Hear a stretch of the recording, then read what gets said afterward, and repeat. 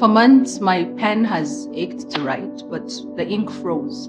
Not sure if the simile or metaphors will convey aptly how I feel, so today I dropped the poetic meters and I will just tell you what I know. But this is not an activist's poem, just a citizen with a mouth full of questions. I know of a restless mother whose heart aches, reaching to her son somewhere in a government school in Nigeria, hoping he makes it back, praying her eyes warms her heart at his sight again. I know a young wife, pregnant, who yesterday smiled at her soldier of a husband, said, "See you later." He kissed her forehead, but that was the last of it. I know dreams buried. They aren't seeds. They will never grow. I know dead youths whose country has failed them. I know sore cries of desperation and anger caused by power-drunken people that have created the monsters they no longer can control. But this is not an activist's poem, just a citizen asking if I am next. Just like the Tangina kids, just like screams, voices from the train attacked, travelers set on fire, just like a movement hijacked or the homeless ones rendered helpless, will I be next? On an unfortunate day, a number on a bandit's list, will my blood be the next to warm the soil and hold me in its belly? Can I really count on warmth in this feeble blanket of security we are supposedly offered? I know of broken kids whose future will never be the same, victims of the asymmetrical war my country is in. I know old folks with weak bodies left behind, of able-bodied men in tears, watch as their families disperse, torn apart. You will never know anything worse that makes one feel powerless. This is what it means to lose a battle. To sleep with your eyes open, make music out of rumbling intestines, make a home out of anything, most times just the sky, make a cover out of anything, most times just your skin, quench thirst out of anything, most times just your tears. Bless the broken. Someone once said, you either die a hero or watch yourself live long enough to become a villain. Which is it gonna be?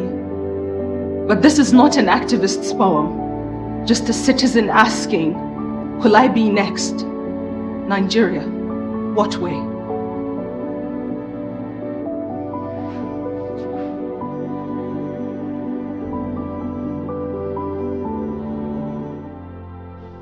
Does it work? Yeah.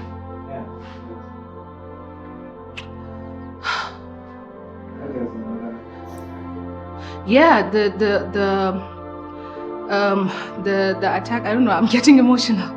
Oh my, so the attack that happened, the train, for me, it was because I was also supposed to go to Kaduna that very day, but I didn't. Even though I wasn't going to follow the last train, but imagine the trauma, that the people went through, and then imagine people who went to Kaduna and are supposed to come back to Abuja. The next day they followed the road, but it was still blocked and they were still attacked. So this sort of separates families and puts, your heart would just bleed. And also having one of my friends on that train who told me stories of pregnant women, just like myself. And one was shot. The other made it to safety and one is yet to be found. And for me, it's I was imagining myself 8 months pregnant on that train. You can imagine the trauma. I mean, even without everything that's going on, you just being pregnant, you're already going through so much. And then having that, and then, kids were on board, families have been scattered, youth, the dreams have died. I saw the picture of the doctor who died, and it's just heart-wrenching. And I genuinely feel like the government needs to do more, and people need to put aside their selfish interest and actually just do something about the country. But when you look at it in another way, also we need to start holding ourselves accountable for our responsibilities, for our own sins, and really turn to Allah and ask Him for forgiveness.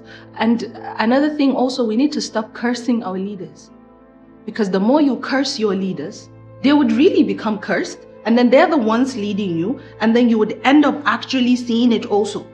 So whatever repercussion, it is would also affect you. So we need to learn how to sort of put aside that emotion and actually start praying for them to become better, because that is really the only way. And then also holding ourselves accountable, because even us, there are things we do that we think does not affect, people in general. You think it's just affecting you, but when you look at it at a larger scale, it affects people. It affects everything that goes on, because even Allah says He will not change the situation of a people until they collectively make a change in themselves. So there is need for unity in itself. So I don't know. I'm just